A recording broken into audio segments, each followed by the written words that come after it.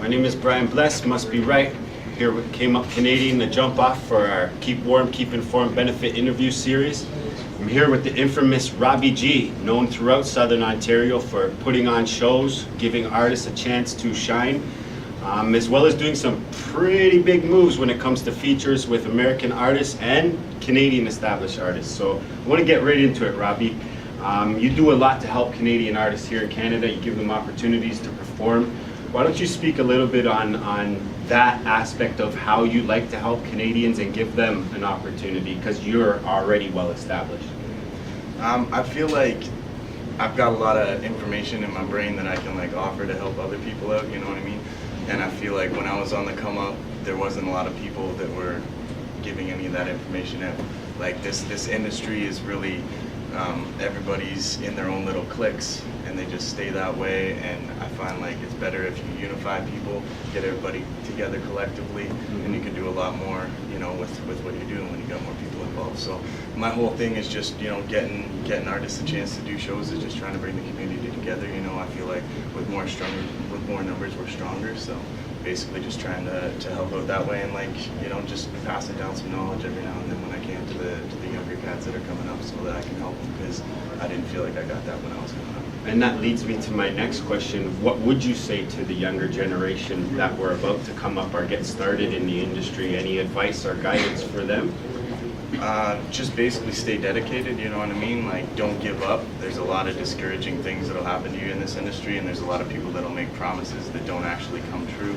And you gotta just stay relentless with what you're doing, you know what I mean? Stay focused, and don't let anybody tell you that you can't do nothing, you know what I mean? You can do whatever you want as long as you put your mind to it. That's how I feel. So, you know what I mean? Just spend your time and your energy into it, and it's gonna pay off in the end. So just stick to it, people. That's what I'm saying. I agree with that. Now, being in the industry, how have you seen it change from when you first started till now?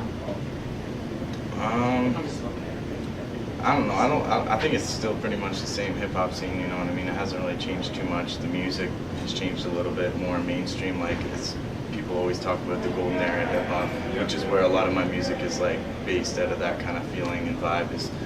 And now it's a lot more poppy tunes and garbage tracks, bubblegum hip hop, you know what I mean, as they call it. It's on the radio nowadays. So that's the only thing that I feel has really changed, is that the radio has taken over in that aspect. But at the same time, with the advancement of having the internet now, I feel like the table's open to anybody. You know what I mean? The door's open for anybody out there. If you wanna get your stuff out there and get it heard, all you gotta do is put together a strong team, market your music well, and make it happen. You know what I mean? You've got the internet. You can reach people all over the world with your music. So don't stay local. That's another piece of advice for MCs. You know what I mean? Don't just promote to your friends in the area.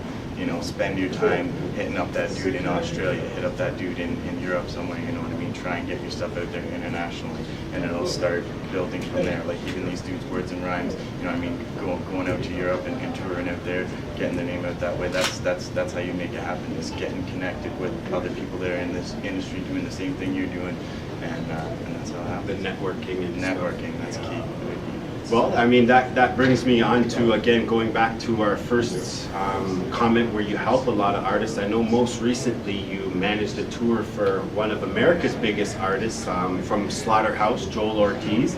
Can you just speak a little bit on your personal relationship, as well as the time that you spent with him on tour, building that relationship, and maybe give the fans a little behind the scenes look on what Joel Ortiz is like behind closed doors? Yeah, for sure. He's a dope dude. Big shout outs to Joel Ortiz, you know, the whole Slaughterhouse movement, all those guys are really good. But him himself, he's just down to earth, you know what I mean? I find that with a lot of big name artists.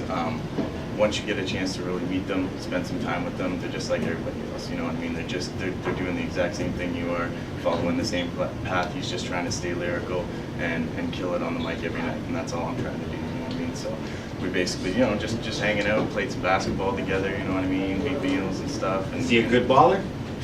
Who won? One of the best, bro. Honestly, you can't fuck with Joel Ortiz on the court. He could be an NBA player, honestly, if he didn't rap. That's what I think. That comes from New York. He killed us. But I don't know, I was close. We played some American 21, and I was at 20 points. I needed one more basket, and he sunk it on.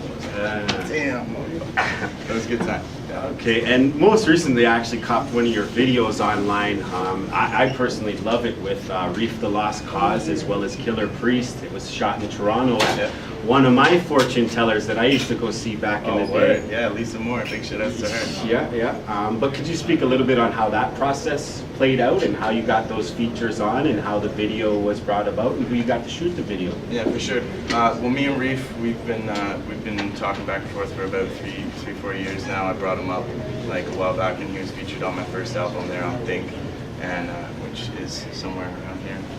I think Just Incredible ran off with it somewhere. Yeah, but anyway, the Think album, he's on that, so we connected through that, and then also Killer Priest, my manager Essence, big shout outs to her. She had linked up a tour with him earlier, so we had done a few cities already together, and then I had hit them both up about doing this record, and they were down with it, so I brought them up just recently this year. So we did a show in Toronto, did a show in my hometown Guelph, and then we shot the video down there and put it out. So check it out there. It's on YouTube, Fortune Teller. It's pretty dope.